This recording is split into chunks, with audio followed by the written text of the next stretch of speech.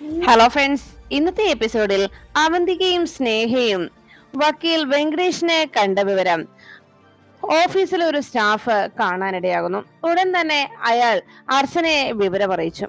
അർച്ചന ഫോണിൽ സംസാരിച്ചുകൊണ്ടിരിക്കുമ്പോ ശരി, ഞാൻ ബാക്കി നോക്കിക്കോളാം എന്ന് പറഞ്ഞ് അർച്ചന ഫോൺ വെച്ച് കഴിയുമ്പോഴേക്കും ഹാളിലേക്ക് സേതുമാധവൻ എത്തി. സേതുമാധവൻ ചോദിച്ചു, മോളെ, അവന്തികയും സ്നേഹയും കൂടി എവിടേക്കാ പോയതെന്ന് മോൾക്കറിയാവോ? മോളോട് എന്തെങ്കിലും പറഞ്ഞോ? അത് കേട്ടതും അർച്ചന പറഞ്ഞു, ഞാൻ ചോദിച്ചതാണച്ചാ, പക്ഷേ സ്നേഹ എങ്ങോട്ടാ പോകുന്നതെന്ന് വഴിയെ അറിഞ്ഞോളും എന്ന് മാത്രമാണ് എന്നോട് പറഞ്ഞതെന്ന് അർച്ചന അറിയിച്ചു. ഇപ്പോ എന്നെ വിളിച്ചത് നമ്മുടെ കമ്പനിയിലെ ഒരു സ്റ്റാഫാണ്. അവന്തി കേട്ടത്തിയും സ്നേഹയും കൂടി വക്കീൽ വെങ്കടേഷിനെ കണ്ടു എന്നാണ് അദ്ദേഹം അറിയിച്ചത്. ഇത് കേട്ടതും ഉടനെ തന്നെ സേതുമാധവൻ ചോദിച്ചു, അതെന്തിനായിരിക്കും മോളെ അവര് വക്കീലിനെ കാണാൻ പോയത്? മോൾക്ക് ഇതിനെക്കുറിച്ച് എന്തെങ്കിലും മനസ്സിലാക്കാൻ കഴിയുന്നുണ്ടോ, എന്തെങ്കിലും തോന്നുന്നുണ്ടോ എന്ന് ചോദിച്ചതും അർച്ചന പറഞ്ഞു, ഇല്ലച്ചാ, എനിക്കൊന്നും മനസ്സിലാവുന്നില്ല. എന്താണ് അവരുടെ ഉദ്ദേശമെന്നും എനിക്ക് പിടികിട്ടുന്നില്ല ചാ എന്ന് അർച്ചന സേതുമാധവനോട് അറിയിച്ചു. എന്തായാലും അച്ഛനോട് ഞാൻ പറഞ്ഞതല്ലേ, ഇപ്പോ ഇങ്ങനെ ഒരു തീരുമാനം അച്ഛൻ എടുക്കണ്ട എന്ന് പറഞ്ഞപ്പോ സേതുമാധവൻ പറഞ്ഞു, മോളെ, ഇത് ഇക്കാര്യത്തിൽ അവന്തികയും നല്ല സ്നേഹയും നല്ല ആരിടപെട്ടാലും എന്റെ തീരുമാനത്തിൽ നിന്ന് ഞാൻ മാറില്ല. അത് ഞാൻ തീരുമാനിച്ചുറപ്പിച്ചതാണ് എന്ന് സേതുമാധവൻ അർച്ചനയോട് അറിയിച്ചു. അതിനുശേഷം അർച്ചന കുഞ്ഞിനെ റൂമിലിരുത്തി കൊഞ്ചിച്ചുകൊണ്ടിരിക്കുമ്പോ സച്ചി ഓഫീസിലേക്ക് പോകാനായി റെഡിയായി. സച്ചി ഉടനെ അർച്ചനയോട് ചോദിച്ചു, എടോ, എനിക്കുള്ള ഷർട്ട് താൻ അയൺ ചെയ്തു വെച്ചോ എന്ന് അന്വേഷിച്ചതും അർച്ചന പറഞ്ഞു, ആ, അതെപ്പോഴേ ചെയ്തു സച്ചിയേട്ടാ എന്ന് പറഞ്ഞ് സച്ചിയേട്ടൻ കുഞ്ഞിനെ ഒന്ന് നോക്കണേ എന്ന് പറഞ്ഞ് കുഞ്ഞാവെ അവിടെ ഇരുത്തിയിട്ട്, മോളെ, അച്ഛൻ ഷർട്ട് എടുത്ത് കൊടുക്കട്ടെ അമ്മ, മോള് ഇവിടെ ഇരുന്ന് കളിച്ച കേട്ടോ എന്ന് പറഞ്ഞ് കുഞ്ഞിന്റെ കളിപ്പാട്ടം മോൾക്ക് ഇട്ട് കൊടുത്തിട്ട് വേഗം അർച്ചന കബോർഡ് തുറന്ന് അതിലുണ്ടായിരുന്ന ഷർട്ട് എടുത്ത് സച്ചിക്ക് കൊടുക്കുന്നു. സച്ചി ഷർട്ട് ധരിക്കുന്നതിനിടയിൽ അർച്ചന സച്ചിയെ സഹായിച്ചുകൊണ്ടിരിക്കുമ്പോഴാണ് ബെഡിൽ കിടന്ന കുഞ്ഞ് ആ കളിപ്പാട്ടം കയ്യിലെടുത്ത് കമന്ന് മറിയുന്ന കാഴ്ച കണ്ടത്. അത് കണ്ടതോടെ അർച്ചനയ്ക്ക് വലിയ സന്തോഷമായി. സച്ചിയേട്ടാ, അങ്ങോട്ട് നോക്കിക്കേ എന്ന് പറഞ്ഞ് കുഞ്ഞ് കമിഴ്ന്നു വരുന്ന കാഴ്ച സച്ചിയെ ചൂണ്ടിക്കാണിച്ചു. ഉടനെ സച്ചി പറഞ്ഞു, ആഹാ, അച്ഛന്റെ പൊന്നുമോള് കമിഴ്ന്നു വീണോ? ആ, ഇനി പതിയെ മുട്ടി നീന്തി 4 കാലയില ഓടി അങ്ങനെ പെട്ടെന്ന് നടക്കാൻ പഠിക്കും എന്ന് സച്ചി കുഞ്ഞാവിയോട് അറിയിച്ചു. അത് കേട്ട് അർച്ചന വേഗം ഓടിച്ചെന്ന് കുഞ്ഞിനെ കയ്യിലെടുത്ത് കൊഞ്ചിച്ചുകൊണ്ടിരിക്കുമ്പോ സച്ചി ചോദിച്ചു, അല്ല അർച്ചന, നമ്മുടെ മോളും സന്ദീപിന്റെ കുഞ്ഞും ഇവർ രണ്ടുപേരും ഒരുമിച്ചല്ലേ, ഒരു ദിവസമല്ലേ ജനിച്ചത് എന്ന് ചോദിച്ചു. അതേന്ന് അച്ഛൻ മറുപടി പറയുമ്പോ ഉടനെ സച്ചി ചോദിച്ചു, എന്നിട്ട് മാലുമോള് ഇതുവരായിട്ടും കമന്ന് വീണില്ലല്ലോ എന്ന് അന്വേഷിച്ചു. ഉടനെ അർച്ചന പറഞ്ഞു, അത് താമസിയാതെ മോളും കമന്ന് വീണോളും സച്ചിയേട്ടാ എന്ന് അർച്ചന പറയുന്നു. അതിനുശേഷം സച്ചിയെ നോക്കി അർച്ചന പറഞ്ഞു, സച്ചിയേട്ടാ, ഞാനൊരു കാര്യം പറഞ്ഞാൽ സച്ചിയെന്നൊന്നും തോന്നില്ലേ? എന്തായാലും ഇതുപോലെ നമ്മുടെ മോളെയും മാലുമോളെയും വെച്ചുള്ള ഇങ്ങനെ ഒരു കമ്പാരിസൺ അത് സച്ചിയേട്ടാ നടത്തരുത്. കാരണം ഇങ്ങനെ ഒരു കമ്പാരിസൺ നമ്മൾ നടത്തുന്നത് അത് സന്ദീപോ ആതിരയോ കേട്ടുകൊണ്ട് വന്നാൽ അവരുടെ മനസ്സ് എത്രത്തോളം വേദനിക്കും. അതുകൊണ്ട് അങ്ങനെ ഒരു കമ്പാരിസൺ ഇനി സച്ചിയുടെ ഭാഗത്തുനിന്ന് ഉണ്ടാകരുതെന്ന് അർച്ചന പറഞ്ഞു. അത് കേട്ടപ്പോ സച്ചി പറഞ്ഞു, അയ്യോ അർച്ചന, ഞാൻ അങ്ങനെയൊന്നും ഉദ്ദേശിച്ച് പറഞ്ഞതല്ല. ഇനി തന്നെ മനസ്സിന് വിഷമം തോന്നിയെങ്കിൽ സോറി കേട്ടോ, ഞാൻ അങ്ങനെയൊന്നും ഉദ്ദേശിച്ചിട്ടല്ല പറഞ്ഞത്. ഇനി ഞാൻ അങ്ങനെ പറയാതിരുന്നോളാം എന്ന് സച്ചി അറിയിച്ചു. അപ്പോഴേക്കും അർച്ചന പറഞ്ഞു, മനസ്സിന് വിഷമമൊന്നും ആയില്ല, പിന്നെ സച്ചിനൊന്നും ശ്രദ്ധിക്കാമെന്നേ ഞാൻ പറഞ്ഞുള്ളൂ. അപ്പൊ സച്ചിൻ ഇറങ്ങുവല്ലേ എന്ന് അന്വേഷിച്ചിട്ടും അതെ, ഞാൻ ദാ ഇറങ്ങുവാ എന്ന് പറഞ്ഞു. ഉടനെ അർച്ചന പറഞ്ഞു, അതെ, അച്ഛൻ പോയിട്ട് വേണം ഞങ്ങൾക്കൊന്ന് കുളിക്കാൻ എന്ന് സച്ചി അർച്ചന കുഞ്ഞാവയും കയ്യിലെടുത്തുകൊണ്ട് സച്ചിയോട് പറയുന്നു. സച്ചി ഇത് കേട്ട് ചിരിച്ചുകൊണ്ട്, എന്നാ അച്ഛൻ പോയിട്ട് വരാവേ എന്ന് കുഞ്ഞിനോട് യാത്ര പറയുന്നു. അങ്ങനെ കുഞ്ഞ് സച്ചിയെ നോക്കി ചിരിച്ചങ്ങനെ കാണിക്കുമ്പോ അർച്ചന കുഞ്ഞിനെയും കയ്യിലെടുത്ത്, നമുക്ക് കുളിക്കാൻ പോകാം എന്ന് പറഞ്ഞ് അർച്ചന കുഞ്ഞിനെയും കൊണ്ട് നേരെ ഹാളിലേക്ക് പോകുന്നു. ഹാളിൽ കുളിക്കുവാനായിട്ട് കുഞ്ഞിനെ ആ ഷീറ്റിൽ കിടത്തിയിട്ട് എണ്ണയെല്ലാം തേച്ച് വെള്ളവും കൊണ്ടുവന്ന് വെച്ചപ്പോഴാണ് അർച്ചന ഒരു കാര്യം ഓർത്തത്. അയ്യോടാ അമ്മ, ഒരു കാര്യം മറന്നുപോയല്ലോ. കുളിക്കാനായിട്ടേ സോപ്പ് എടുക്കാൻ അമ്മ മറന്നുപോയി. അമ്മ ദാ ഇപ്പൊ സോപ്പ് എടുത്തോണ്ട് വരാവേ എന്ന് പറഞ്ഞ് അർച്ചന വേഗം കുഞ്ഞിനെ അവിടെ കിടന്നോളാൻ അറിയിച്ചിട്ട് കുഞ്ഞിനെ ആ നിലത്ത് ആ ഷീറ്റിൽ കിടത്തി അർച്ചന വേഗം സോപ്പ് എടുക്കാനായിട്ട് ആദ്യം അവിടെ നിന്ന് അനഘയെ വിളിച്ചു. അനഘേ, അനഘേ എന്ന് 1-2 തവണ വിളിച്ചിട്ടും അനഘ വിളി കേട്ടില്ല. പിന്നെ അർച്ചന പറഞ്ഞു, ഞാൻ അമ്മ ദാ വരുന്നേ എന്ന് പറഞ്ഞ് വേഗം റൂമിലേക്ക് അർച്ചന പോകുന്നു. സോപ്പ് എടുക്കാനായി അർച്ചന പോയ തക്കത്തിന് അവന്തിക കുഞ്ഞിന്റെ അരികിലേക്ക് വന്നു. കുഞ്ഞിനെ നോക്കിയതും. എന്തായാലും ഇത് തന്നെ തനിക്ക് പറ്റിയ അവസരം എന്നുള്ള തീരുമാനത്തിൽ അവന്തിക വേഗം കുഞ്ഞിനെ എടുത്ത് അവിടെ അടുത്തുണ്ടായിരുന്ന ടീപ്പോയ് മുകളിൽ കൊണ്ടുവന്ന് കിടത്തി. എന്നിട്ട് കുഞ്ഞ് കമിഴ്ന്നു വരുന്നതിന് വേണ്ടി കുഞ്ഞിനെ ആ ടീപ്പോയിൽ കിടത്തിയിട്ട് കുഞ്ഞിന് തൊട്ടരികിലായി അർച്ചന കുഞ്ഞിനെ കുളിപ്പിക്കാൻ കൊണ്ടുവന്ന് ബക്കറ്റിൽ വെച്ചിരിക്കുന്ന വെള്ളം അത് കൃത്യമായി കുഞ്ഞു വന്ന് അഥവാ കമന്നടിച്ച് വീഴുന്നത് ആ ബക്കറ്റിൽ തന്നെ വീഴണമെന്ന ചിന്തയോടെ ബക്കറ്റും ആ ടീപ്പോയ്ക്ക് അരികിലായി കൊണ്ടുവന്ന് വയ്ക്കുന്നു. എന്നിട്ട് കുഞ്ഞിനെ അവിടെ കിടത്തി അവന്തിക പറഞ്ഞു, അതെ മോള് കൃത്യമായി തന്നെ കമന്ന് ഈ ബക്കറ്റിൽ തന്നെ വന്ന് വീഴണേ എന്ന് പറഞ്ഞിട്ട് അവന്തിക അവിടെ നിന്ന് പോകുന്നു. കുഞ്ഞ് ആ ടീപ്പോയിൽ കിടന്ന് കളിച്ചുകൊണ്ട് അങ്ങനെ ഇരിക്കുമ്പോഴാണ് അർച്ചന സോപ്പുമായി താഴേക്ക് ഇറങ്ങി വരുന്നത്. അർച്ചന സ്റ്റെയർ ഇറങ്ങി വരുന്ന സമയത്ത് അവിടെ കുഞ്ഞ് ആ ടീപ്പോയിൽ കിടക്കുന്ന കാഴ്ച കണ്ടു. അതോടെ അർച്ചനയ്ക്ക് ആശങ്കയായി. അയ്യോ മോളെ എന്ന് ഉറക്കെ വിളിച്ചുകൊണ്ട് അർച്ചന ഓടി വന്ന് കുഞ്ഞിനെ കയ്യിലെടുത്തു. കുഞ്ഞപ്പോഴേക്കും ഒന്നും അറിയാതെ അവിടെ ആ ടീപ്പോയിൽ തന്നെ കിടന്ന് കമന്ന് അങ്ങനെ മറിഞ്ഞുകൊണ്ടിരിക്കുമ്പോ അർച്ചന കുഞ്ഞിനെ നോക്കി ഓടി വന്ന് കുഞ്ഞിനെ കയ്യിലെടുത്ത് താരാട്ട് പാടി നെഞ്ചോട് ചേർത്ത് പിടിച്ചു. എന്റെ കുഞ്ഞ് മോളെ എന്ന് പറഞ്ഞ് കുഞ്ഞിനെ ആശ്വസിപ്പിച്ചു. അതിനുശേഷം റൂമിലേക്ക് എത്തിയ അർച്ചന കുഞ്ഞിനെ താരാട്ടുപാടി ഉറക്കാനായി ശ്രമിച്ചു. ഇത് കണ്ടുകൊണ്ട് അവിടേക്ക് എത്തിയ അനഘ കുഞ്ഞിനെ താലോലിക്കുന്നതിനിടയിൽ അർച്ചനയോട് ചോദിച്ചു, മോള് വല്ലാതെ പേടിച്ചു പോയല്ലേ എടുത്തി? അപ്പോഴേക്കും അർച്ചന പറഞ്ഞു, ആ അതെ, ഞങ്ങൾ രണ്ടുപേരും പേടിച്ചു പോയി എന്ന് അർച്ചന പറയുമ്പോ അനഘ പറഞ്ഞു, അപ്പോ ഏട്ടത്തി വളരെ ശ്രദ്ധിച്ചല്ലേ കുഞ്ഞിനോടെ കൊണ്ടുവന്ന് കിടത്തിയത്? പിന്നെ എങ്ങനെയാ കുഞ്ഞ് കൃത്യമായി ടീപ്പോയിൽ നിന്ന് ആ ബക്കറ്റിൽ വീഴുന്ന രീതിയിൽ അവിടെ കൊണ്ടുവന്ന് കിടത്തിയത് എന്ന് അർച്ചനയോട് അനഘ ചോദിച്ചു.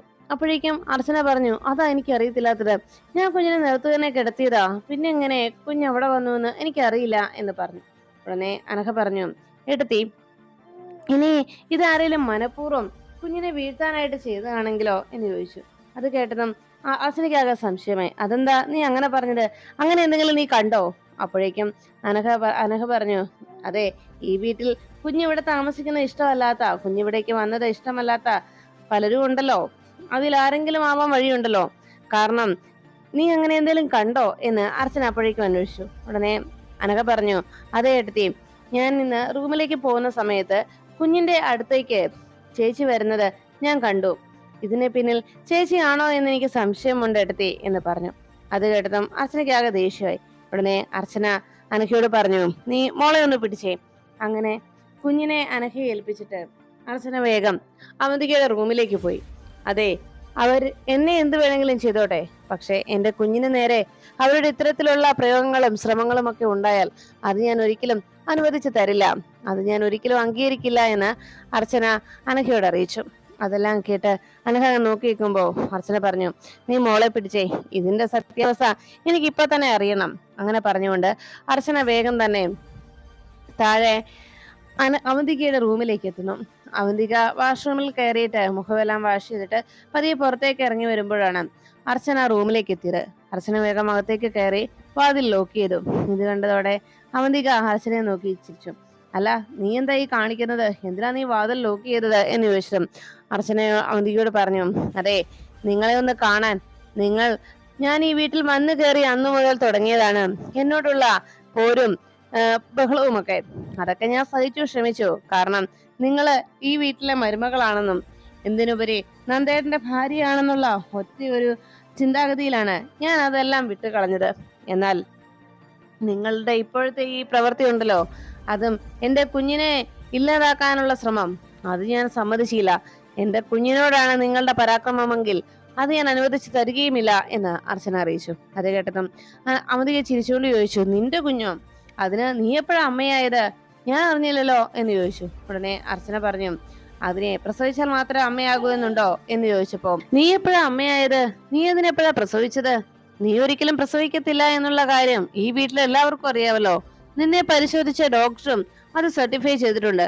പിന്നെ എങ്ങനെയാ നീ അമ്മയാകുന്നത് എന്ന് അവന്തിക ചിരിച്ചുകൊണ്ട് അർച്ചനയെ പരിഹസിക്കും വേണം ചോദിച്ചു. അത് കേട്ട അർച്ചന പറഞ്ഞു, അതെ, പ്രസവിച്ചാൽ മാത്രമേ അമ്മയാകൂ എന്ന് നിങ്ങളോടാരാ പറഞ്ഞത്? പ്രസവിച്ചത് കൊണ്ട് മാത്രം ഒരാളും അമ്മയാകുന്നില്ല. കുഞ്ഞുങ്ങൾക്ക് സ്നേഹം നൽകി, അവരെ സ്നേഹിച്ച് വാത്സല്യം നൽകി, അവരെ ചേർത്ത് നിർത്തി വളർത്തണം. എന്നാൽ മാത്രമേ ഒരമ്മ അമ്മയാവുകയുള്ളൂ എന്ന് അർച്ചന അവന്തികയോട് പറഞ്ഞു. അതിരിക്കട്ടെ, ഞാൻ ഒരു കുഞ്ഞിന് ജന്മം നൽകിയില്ല എന്നത് ശരി തന്നെ. പക്ഷേ നിങ്ങൾക്ക് എന്താ അത് സാധിക്കാതെ പോയത്? നിങ്ങൾ ഇവിടെ വന്നിട്ട് എത്രയോ വർഷമായി. ഇന്നേ വരെ നിങ്ങളെ ആരെങ്കിലും ഇതിന്റെ പേരിൽ ചോദ്യം ചെയ്യുകയോ കുറ്റപ്പെടുത്തുകയോ ചെയ്തിട്ടുണ്ടോ? ഇത്രയും വർഷമായിട്ടും നിങ്ങൾക്കൊരു കുഞ്ഞിന്റെ അമ്മയാകാൻ സാധിച്ചോ? അതെന്താ പറ്റാതായത് എന്ന് അർച്ചന അന്വേഷിച്ചു. അവന്തിക ഉത്തരം മുട്ടിയങ്ങനെ നിൽക്കുമ്പോ അവന്തികയോട് അർച്ചന പറഞ്ഞു, അതെ, ഈശ്വരന്മാർ കുഞ്ഞുങ്ങളെ തരുന്നത് അത് മറ്റുള്ളവരുടെ സങ്കടം കണ്ടിട്ടോ ഓരോരുത്തര് ആ കുഞ്ഞുങ്ങളെ അർഹിക്കുന്നുണ്ട് എന്ന് ഒറ്റ കാരണത്താലുമായിരിക്കും. അതുകൊണ്ട് തന്നെ ഒരു കാര്യം ഞാൻ പറയാം, എന്റെ കുഞ്ഞിന്റെ നേരെ ഇനി നിങ്ങളുടെ പരാക്രമം എന്തെങ്കിലും കാട്ടിയാൽ ഇതായിരിക്കില്ല ഈ അർച്ചനയുടെ സ്വഭാവം എന്ന് അർച്ചന പറയുമ്പോ അവന്തിക പറഞ്ഞു, ഓ അത് ശരി, നിന്റെ കുഞ്ഞോ? വല്ലയിടത്തും കിടന്ന കുഞ്ഞിനെ, വല്ലവരുടെയും കുഞ്ഞിനെ നീ നിന്റെ കുഞ്ഞായിട്ടാണല്ലോ ഇവിടെ വളർത്തുന്നത്. എവിടെയോ തെരുവിൽ എവിടെയോ കിടന്ന ഒരു കുഞ്ഞ് എന്ന് പറഞ്ഞതും അർച്ചന പറഞ്ഞു, നിങ്ങളോട് ഞാൻ പറഞ്ഞു എന്റെ കുഞ്ഞിനെ കുറിച്ച് അനാവശ്യമായിട്ടൊന്നും പറയരുതെന്ന് എന്ന് അർച്ചന താക്കീത് ചെയ്യുമ്പോ അവന്തിക പറഞ്ഞു, എന്നാ നീ കേട്ടോ, നിന്റെ കുഞ്ഞിനെ ഞാൻ ചിലപ്പോ കൊല്ലാൻ ശ്രമിച്ചെന്നിരിക്കും. അതിലെന്താ ഇത്ര തെറ്റ്? അതെ, ഈ കണ്ട സ്വത്തുക്കളുടെ ഒക്കെ അവകാശിയാക്കി മാറ്റാൻ നീ ആ കൊച്ചിനെ കൊണ്ടല്ലേ ഇങ്ങോട്ട് വന്നത്? ആ കൊച്ചിനെ ഇതിന്റെ എല്ലാം സ്വത്തിന്റെ എല്ലാം അവകാശിയാക്കാനുള്ള ശ്രമമല്ലേ? അത് നടക്കാതെ പോയതിന്റെ നിരാശയല്ലേ? എന്തായാലും ഒരു കാര്യം ഞാൻ പറയാം, ഇനി നീ എത്ര ശ്രമിച്ചാലും മറ്റുള്ളവരുടെ സ്വന്തമാകേണ്ട ഈ സ്വത്ത് അത് നിന്റെ ആ വലിഞ്ഞു കയറി വന്ന കൊച്ചിന് കൊടുക്കാൻ ശ്രമിച്ചാലുണ്ടല്ലോ, അത് ഞാൻ അനുവദിച്ചു തരില്ല. ഈ അവന്തിക ഇവിടെ ജീവനോടെ ഉള്ളപ്പോൾ അത് അംഗീകരിച്ചും തരില്ല, മനസ്സിലായോ എന്ന് അവന്തിക അർച്ചനയോട് പറയുമ്പോ അർച്ചന പറഞ്ഞു, ആർക്ക് വേണം ഈ സ്വത്തൊക്കെ? ഒരു കാര്യം ഞാൻ പറഞ്ഞേക്കാം, നിങ്ങൾ വേറെ എന്ത് വേണമെങ്കിലും ചെയ്തോ, പക്ഷേ എന്റെ കുഞ്ഞിനെ നിങ്ങൾ ഉപദ്രവിക്കാൻ ശ്രമിച്ചാലുണ്ടല്ലോ എന്ന് പറഞ്ഞതും അവന്തിക പറഞ്ഞു, അതെ, ഇനി എത്ര നാളാ കൊച്ചു നിന്റെ കയ്യിലുണ്ടാകുമെന്ന് പോലും നീ ചിന്തിച്ചു നോക്കിയിട്ടുണ്ടോ? ഇനി അധികം നാളൊന്നും ആ കൊച്ചു നിന്റെ കയ്യിൽ കാണാൻ പോകുന്നില്ല. നിന്റെ കയ്യിൽ നിന്നല്ല, ഈ ലോകത്ത് പോലും അതിനി അധിക നാളം ഉണ്ടാവില്ല. നീ നോക്കിക്കോ അർച്ചനെ എന്ന് അവന്തിക വെല്ലുവിളിക്കുമ്പോ അത് കേട്ട അർച്ചന സഹിക്കാനാകാതെ അവന്തികയുടെ തോളിൽ കിടന്ന ആ ടവൽ പെട്ടെന്ന് തന്റെ കൈക്കുള്ളിലാക്കി. എന്നിട്ട് ആ ടവൽ പിരിച്ചെടുത്തുകൊണ്ട് അർച്ചന അത് അവന്തികയുടെ കഴുത്തിലേക്ക് തന്നെ ഇട്ടു. ആ ടവൽ പിരിച്ച് ഒരു കയറ് പോലെയാക്കി അവന്തികയുടെ കഴുത്തിലേക്ക് കുരുക്കുമ്പോ അവന്തിക പറഞ്ഞു, അർച്ചന, നിനക്കെന്താ ഭ്രാന്ത് പിടിച്ചോ എന്ന് അവന്തിക ദേഷ്യത്തോടെ അർച്ചനയോട് ചോദിച്ചു. ഉടനെ അർച്ചന പറഞ്ഞു, എന്റെ കുഞ്ഞിനെ നീ കൊല്ലാൻ ശ്രമിച്ചില്ലേ എന്ന് ചോദിച്ചപ്പോ അവന്തിക പറഞ്ഞു, അങ്ങനെ ഒരു സംശയം നിനക്കുണ്ടെങ്കിലേ നീ കൊണ്ടേ കേസ് കൊടുക്ക. അത് കേട്ടതും അർച്ചന പറഞ്ഞു, എനിക്ക് കേസൊന്നും കൊടുക്കേണ്ട കാര്യമില്ല, എനിക്കൊരു പോലീസ് സ്റ്റേഷനിലും പോകേണ്ട കാര്യമില്ല. അങ്ങനെ ഒരു നീക്കം നിങ്ങൾ നടത്തിയിട്ടുണ്ടെങ്കിൽ അതിന് പരിഹാരവും എനിക്കറിയാം. ഇനി അത് നടത്താതിരിക്കാൻ എന്ത് ചെയ്യണമെന്നും എനിക്കറിയാം എന്ന് അവന്തികയോട് അർച്ചന പറയുന്നു. അത് കേട്ടതും അവന്തിക അർച്ചനയെ നോക്കി. ഉടനെ തന്നെ അർച്ചന അവന്തികയുടെ കഴുത്തിൽ ആ ടവൽ മുറുക്കിക്കൊണ്ട് അവന്തികയെ നേരെ ആ ബെഡിലേക്ക് വലിച്ചെറിയുന്നു. അവന്തിക കഴുത്തിലിന്റെ കുരുക്കിൽ നിന്ന് രക്ഷപ്പെട്ടെങ്കിലും വേദനയിൽ അങ്ങനെ കരിയോട് അവന്തികരിക്കുമ്പോ, നിനക്കെന്താ ഭ്രാന്താണോ അവന്തികയെ? ഒരു പിഞ്ചു കുഞ്ഞിനെ ഞാൻ കൊല്ലാൻ ശ്രമിച്ചെന്നൊക്കെ നിന്നോട് ആരാ പറഞ്ഞത്? ഇതൊക്കെ നിന്റെ തെറ്റിദ്ധാരണയാണെന്ന് പറഞ്ഞപ്പോ അർച്ചന പറഞ്ഞു, നിങ്ങൾ എന്റെ കുഞ്ഞിനെ ഉപദ്രവിക്കാൻ ശ്രമിക്കുന്നത്, നിങ്ങൾ എന്റെ കുഞ്ഞിന്റെ അടുത്ത് നിൽക്കുന്നത് കണ്ടവരുണ്ട് എന്ന് പറഞ്ഞപ്പോ അവന്തിക ആകെ ഞെട്ടി. ഇതൊക്കെ നിന്റെ വെറും തെറ്റിദ്ധാരണയാണ് അവന്തികയെന്ന് അർച്ചനയെന്ന് വീണ്ടും അവന്തിക പറഞ്ഞുകൊണ്ടിരിക്കുമ്പോ ഉടനെ അർച്ചന പറഞ്ഞു, ഇനി നിങ്ങൾ എന്റെ കുഞ്ഞിനെ നേരെ ഇതുപോലെ എങ്ങാനും ശ്രമിച്ചാൽ നിങ്ങളെ ഞാൻ കൊല്ലും തീർച്ച എന്ന് പറഞ്ഞ് അർച്ചന വേഗം വാതിൽ തുറന്ന് പുറത്തേക്ക് ഇറങ്ങുമ്പോ അനഘ കുഞ്ഞുമായി ആ വാതിൽ വന്ന് നിൽക്കുന്നു. അർച്ചന കുഞ്ഞിനെ കയ്യിലെടുത്തുകൊണ്ട് കലിയോടൊന്ന് അവന്തികയെ നോക്കി ആ റൂമിൽ നിന്ന് ആ റൂമിന് വാതിൽക്കൽ നിന്ന് അർച്ചന കുഞ്ഞുമായി പോന്നു. അപ്പോഴേക്കും അവിടെ തനിച്ച് നിൽക്കുന്ന അനഘ ദേഷ്യത്തോടെ അവന്തികയൊന്ന് നോക്കി. അതോടെ അവന്തികയ്ക്ക് മനസ്സിലായി, ഇതിന് പിന്നിൽ അനഘ തന്നെയാ, അവൾ തന്നെയായിരിക്കും ഞാൻ ആ കുഞ്ഞിനടുത്ത് നിൽക്കുന്ന കണ്ടു എന്ന് പറഞ്ഞത്, അല്ലാതെ ആര് പറയാൻ എന്ന് ആലോചിച്ച് അവന്തിക അങ്ങനെ ആകെ ടെൻഷനോടെയിരുന്നു. പിന്നീട് സേതുമാധവനെ കാണാനായി വക്കീലെത്തുന്നു. വക്കീല് സേതുമാധവനോട് വന്ന് സംസാരിക്കാൻ തുടങ്ങുമ്പോ സേതുമാധവൻ ചോദിച്ചു, എന്തായി വക്കീലെ, നമ്മുടെ പ്രൊസീജിയേഴ്സ് ഒക്കെ റെഡി ആയല്ലോ അല്ലെ? ഈ പേപ്പേഴ്സ് ഒക്കെ റെഡി ആയി കാണുമല്ലോ, എന്നാ ബാക്കി പ്രൊസീഡിങ്ങിലേക്ക് കടക്കാം എന്ന് പറഞ്ഞപ്പോ പ്രൊസീഡ് ചെയ്യാമെന്ന് പറഞ്ഞതും ഉടനെ വക്കീല് പറഞ്ഞു, അത് നടക്കില്ലല്ലോ സാറേ, അത് ചെറിയൊരു പ്രശ്നമുണ്ട്. അത് കേട്ടതും സേതുമാധവൻ ചോദിച്ചു, എന്ത് പ്രശ്നം? എന്താ വക്കീല് പറയുന്നത്? അപ്പോഴേക്കും സേതുമാധവനോട് വക്കീല് പറഞ്ഞു, അതെ, വേറൊന്നുമല്ല സാർ, കുട്ടികളുടെ പേരിൽ ഈ സ്വത്തുക്കൾ രജിസ്റ്റർ ചെയ്യുന്നതിന് സമ്മതമല്ല എന്ന് പറഞ്ഞ് തനിക്ക് കൂടി അവകാശപ്പെട്ട സ്വത്താണെന്നും അത് ഇങ്ങനെ വീതം വെക്കുന്നതിൽ തനിക്ക് സമ്മതമല്ല എന്ന് പറഞ്ഞുകൊണ്ട് സാറിന്റെ മകൾ സ്നേഹ കോടതിയിൽ സമീപിച്ചിരുന്നു. അവിടുന്ന് സ്നേഹയുടെ വക്കീല് സ്റ്റേ ഓർഡർ വാങ്ങിച്ചിട്ടുണ്ട് എന്ന് അറിയിച്ചു. ഇനി ആ സ്റ്റേ ഓർഡർ പിൻവലിക്കാതെ ഇനി ഒരു കാര്യവും ചെയ്യാൻ കഴിയില്ല. അത് മാത്രമല്ല, ഇത് സ്വത്ത് സംബന്ധമായ കാര്യമായതുകൊണ്ട് ഇത് വർഷങ്ങളോളം നീണ്ടു പോവുകയും ചെയ്യും ഇങ്ങനെ ഒരു കേസ് പോയാൽ. അതുകൊണ്ട് തന്നെ ഈ കേസ് വക്കീൽ ഓഫീസിൽ പോയി പറഞ്ഞ് വക്കീലിനെ കൊണ്ട് വേഗം തന്നെ ഇങ്ങനെ ഒരു കേസ് മുന്നോട്ട് പോകുന്നതിൽ നിന്ന് അവരെ പിന്തിരിപ്പിക്കണമെന്നും സാറിന്റെ മകളെ പറഞ്ഞ് കാര്യം മനസ്സിലാക്കണമെന്നും സേതുമാധവനോട് വക്കീൽ അറിയിച്ചു. എന്നാൽ മാത്രമേ കാര്യങ്ങൾ മുന്നോട്ട് നീക്കാൻ കഴിയുമെന്ന് അദ്ദേഹം പറഞ്ഞതും അത് കേട്ടതോടെ സേതുമാധവൻ പറഞ്ഞു, ശരി, എന്നാ ഇപ്പൊ തന്നെ ഞാൻ സംസാരിക്കാം സ്നേഹയെ എന്ന് സേതുമാധവൻ ഉറക്കെ വിളിച്ചു. അപ്പോഴേക്കും അർച്ചനയും അനഘയും ആതിരയും കൂടി ഹാളിലേക്ക്, പിന്നാലെ സ്നേഹ അവിടേക്ക് ഇറങ്ങി വന്നു. എന്ന് സ്നേഹ വന്ന് ചോദിച്ചു, അനഘെ, വക്കീല് പറഞ്ഞത് സത്യമാണോ എന്ന് ചോദിച്ചു. അത് കേട്ടതും സ്നേഹ പറഞ്ഞു, വക്കീല് പറഞ്ഞതോ? എനിക്ക് മനസ്സിലായില്ല. വക്കീൽ എന്താ പറഞ്ഞതെന്ന് ഞാൻ കേട്ടില്ല.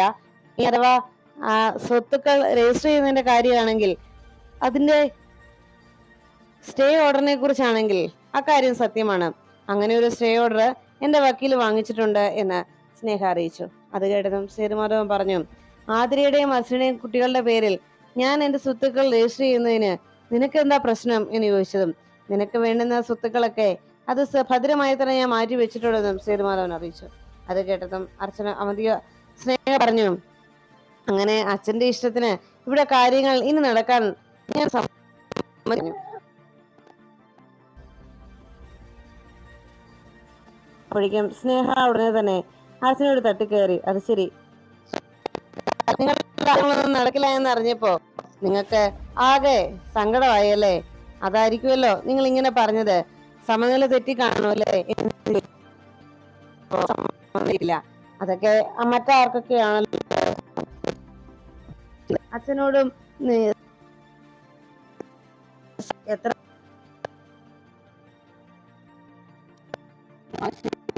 പക്ഷേ അതൊന്നും അച്ഛൻ കേട്ടില്ല. അതുകൊണ്ടല്ലേ ചോദിച്ചത്.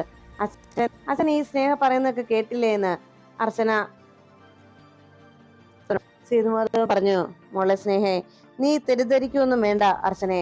അർച്ചന പറഞ്ഞിട്ടൊന്നുമല്ല ഞാൻ ഇങ്ങനെ ചെയ്യുന്നത്.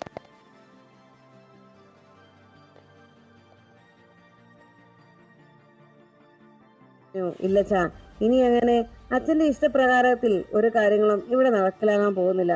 അച്ഛന്റെ ഇഷ്ടത്തിനനുസരിച്ച് കാര്യങ്ങൾ നടക്കണമെന്ന് അച്ഛൻ വാശി പിടിക്കുന്നത് എന്തിനാ? അച്ഛന്റെ മകൾ തന്നെയല്ലേ ഞാനും. അപ്പോ അതേ വാശി എനിക്കും ഉണ്ടാകുമെന്ന് അച്ഛൻ എന്തുകൊണ്ട് കരുതിയില്ല എന്ന് സ്നേഹ സേതുമാധവനോട് പറഞ്ഞു. അതുകൊണ്ട് അച്ഛൻ ഒരു കാര്യം മനസ്സിലാക്കണം. ഇങ്ങനെ ഒരു തീരുമാനവുമായി അച്ഛൻ മുന്നോട്ട് പോകാൻ ശ്രമിക്കണ്ട. അത് നടക്കില്ല. ഞാൻ ഈ കേസുമായി മുന്നോട്ട് പോകാൻ തന്നെയാണ് എന്റെയും തീരുമാനം എന്ന് സ്നേഹ സേതുമാധവനോട് അറിയിക്കുന്നു. ആകെ ടെൻഷനോടെ സേതുമാധവൻ നിൽക്കുന്നു. അതിനുശേഷം ഈ ഒരു പ്രശ്നത്തെ പരിഹരിക്കുന്നതിന് വേണ്ടി എന്താ പോംവഴിയെന്ന് സേതുമാധവൻ തലപകഞ്ഞ് ആലോചിക്കുന്നു. പിന്നീട് അർച്ചനയുടെ കുഞ്ഞിന്റെ പേരിൽ സ്വത്തുക്കൾ എഴുതി വെക്കുന്നതിൽ നിന്ന് എല്ലാവരെയും പിന്തിരിപ്പിക്കാൻ അർച്ചനയും ശ്രമിക്കുന്നു. ഈ സമയം സ്നേഹ ധനുഷിനെ വിളിച്ച് ഉടൻ തന്നെ നീ ഞാൻ പറയുന്നത് പോലെ ചെയ്യണമെന്നും നീ എന്റെ ഒപ്പം നിൽക്കാൻ നിനക്ക് ധൈര്യമുണ്ടോ എന്നും സ്നേഹ ധനുഷിനോട് ചോദിച്ചു. ഉടനെ മറ്റാരും അറിയാതെ ധനുഷിന്റെയും സ്നേഹയുടെയും വിവാഹം മറ്റൊരു ക്ഷേത്രത്തിൽ വെച്ച് നടത്തുന്നതിന് വേണ്ടി സ്നേഹ തീരുമാനിക്കുകയും അവിടേക്ക് ധനുഷിനോട് വരണമെന്ന് സ്നേഹ ഫോണിൽ വിളിച്ച് പറയുകയും ചെയ്യുന്നു. അതിനുശേഷം നെല്ലിശ്ശേരിയിൽ സ്നേഹയെ കാണാതായതിന്റെ പേരിൽ എല്ലാവരും ആകെ ടെൻഷനിലാവുന്നു. പോയി എന്നറിയാതെ ആകെ ആശങ്കപ്പെടുന്നു. അവന്തിക കുഞ്ഞിനെ കൊന്നുകളയുക തന്നെ ചെയ്യുമെന്നുള്ള തീരുമാനത്തിൽ ഉറച്ചു നിൽക്കുകയും ഏത് വിധേനയും ആ കുഞ്ഞിനെ ഞാൻ ഇല്ലാതാക്കുമെന്നും അത് ജനിക്കുന്നതിന് മുൻപ് തന്നെ അതിന്റെ വിധി ഞാൻ നിശ്ചയിച്ചതാണ്. അതുകൊണ്ട് അതിനി ഈ ലോകത്ത് ജീവിക്കാൻ അവകാശമില്ല കുഞ്ഞിന്. ആ കുഞ്ഞിനെ എന്നേക്കുമായി ഞാൻ അവസാനിപ്പിക്കുക തന്നെ ചെയ്യുമെന്ന് അവന്തിക മനസ്സിൽ ഉറപ്പിക്കുന്നു.